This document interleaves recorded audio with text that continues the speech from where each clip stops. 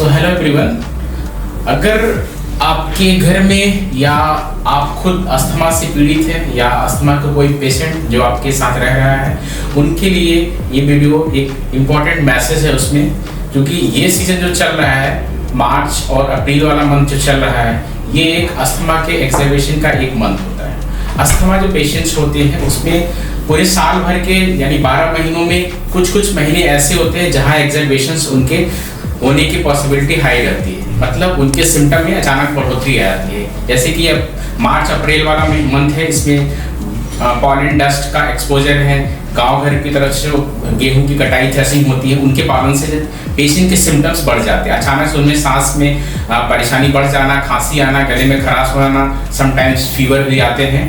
तो ऐसे सिम्टम्स बढ़ने पे आप पेशेंट्स का जो भी इनर ट्रीटमेंट उनका चल रहा है वो रेगुलर अपना लेते रहें और नज़दीकी चेस्ट फिजिशियन से ज़रूर कंसल्ट करें। इसके अलावा मार्च अप्रैल के बाद अभी आगे जो हमारा मानसून सीजन आएगा, जो जुलाई से सितंबर होगा, उसमें एक सेकेंड पीक आएगा जो इससे ज़्यादा चांसेस रहते हैं, क्योंकि उस समय ह्यूमिडिटी बढ़ती है और उसमें कुछ जो इन्वायरमेंट में ह्यूमिडिटी बढ़ने के कारण मोल्ड्स जो फंगस फफूंद के इन्फेक्शन होते हैं उनसे ट्रिगर होता है। तो अस्थमा यानी और सीओपीडी जो सांस की बीमारियां हैं लंबी, उनका एक्सर्वेशन होता है, उनकी प्रॉब्लम बढ़ोतरी होती है। इसके बाद एक थर्ड पीक जो आता है हमारा, जो नवंबर दिसंबर जनवरी तक चलता है, इसमें भी अस्थमा के पेशेंट का एक्सर्वेशन होता है, यानी उनके सिम्टम में प्रॉब्लम बढ़ती है।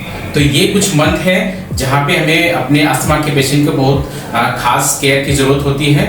सो इस मौसम में अभी अप्रैल का मंथ चल रहा है, इसमें अभी भी डस्ट पॉलन एक्सपोजर के अच्छे खासे हैं एक्सपोजर, तो इनसे अपने आप को बचाना है, मास्क का यूज करना है। जो भी अपना इनहेलर ट्रीटमेंट ले रहे हैं आप उसको रेगुलर नियमित रूप से लेना है, सही डोज लेना है, जितना जैसा बताया गया आपके डॉक्टर के द्वारा सही टाइम पे लेना है। टेक्निक अगर सही नहीं होगी, दवा का डोज सही नहीं होगा, तो आपको डिजायर्ड इफेक्ट बिल्कुल अच्छे नहीं होंगे और वो पेशेंट को एक्सर्वेशन की रिस्क बढ़ सकती है, यानी कंडीशन बिगड़ सकती है।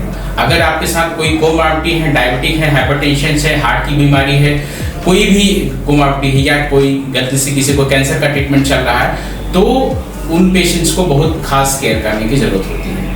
So thank you very much.